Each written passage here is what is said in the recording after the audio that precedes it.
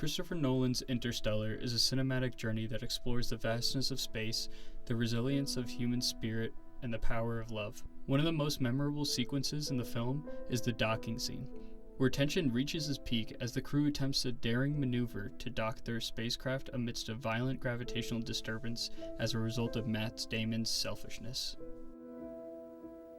Central to the success of this scene is Hans Zimmer's masterful score, which elevates the tension and emotion to new heights.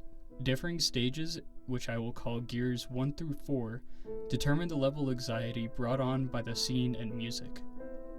In this video essay, I will delve into how Hans Zimmer's score profoundly influences the docking scene, enhancing its impact and leaving a lasting impression on the audiences. Setting the stage. Before examining the Oscar-nominated score, that's right, nominated, Interstellar lost to the Grand Budapest Hotel. I love Wes Anderson, but he can kiss my ass. It's crucial to understanding the context within the film. The crew of the Endurance, led by Cooper and accompanied by Bran, is on a mission to find a new habitable planet for humanity as Earth faces environmental collapse. One stop on their immense journey is a planet named after Dr. Mann, the astronaut sent there to research his possibility of being a habitable planet for humans. Upon arriving there, they find a distraught Dr. Mann who lies to them about his planet having some worth, and when they figure out the lie, he steals a ship and attempts to flee back to Earth. Tensions start to rise between the two parties as Cooper's warning of an imperfect docking with the Endurance falls on Mann's deaf ears. For Cooper's life, this is about Dr. all Mann starts mankind. to speak his manifest when There is a suddenly the moment. station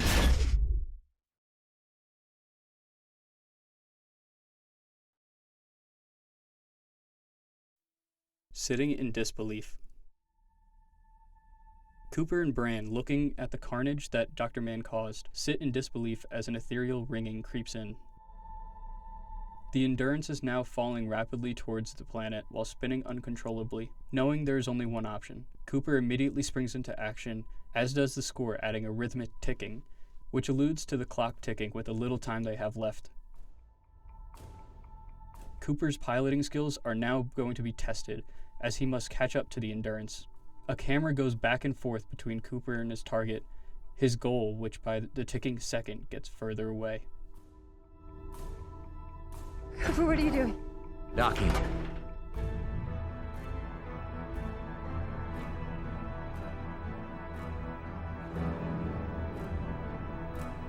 The score kicks into third gear. Zimmer adds the iconic organ sound, which has been present throughout the entire film but now takes on a different effect. Now the rhythmic, hard-hitting notes accentuate the ticking, adding to the anxiety of a time crunch.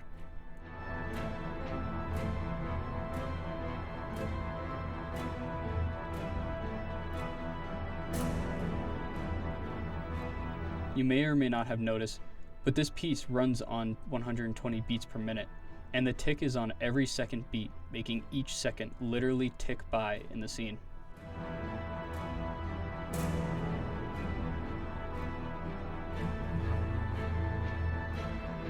The percussion, organ, dramatic stings, all of which is working to build tension for the scene.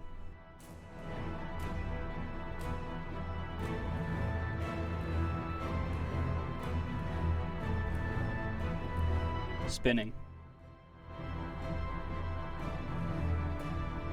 Initiating spin.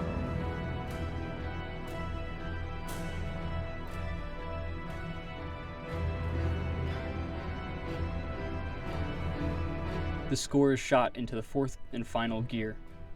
Arguably the most intense part of the entire sequence, the score is brought up another level to match. The ship now trying to match the spin, the both of them hurtling towards the planet covered in fire and a field of debris, Bran passing out, all while their lives are reliant on everything to go perfectly right.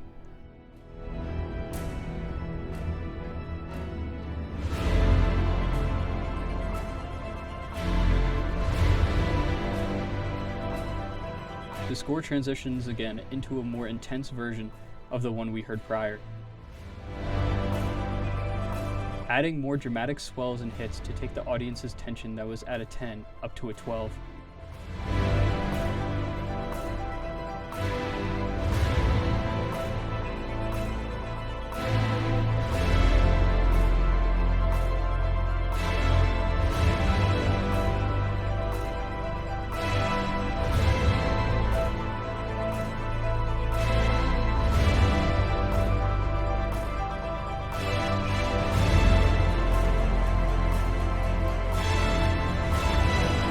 and making the ticking more rapid as they finally start to decrease the speed of the rotation.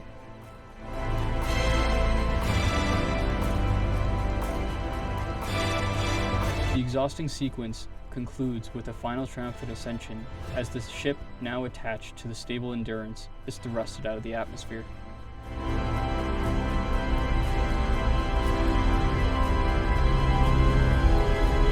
Killing main engines!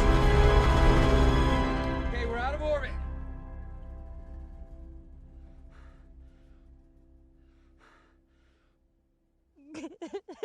Okay. And for our next trick...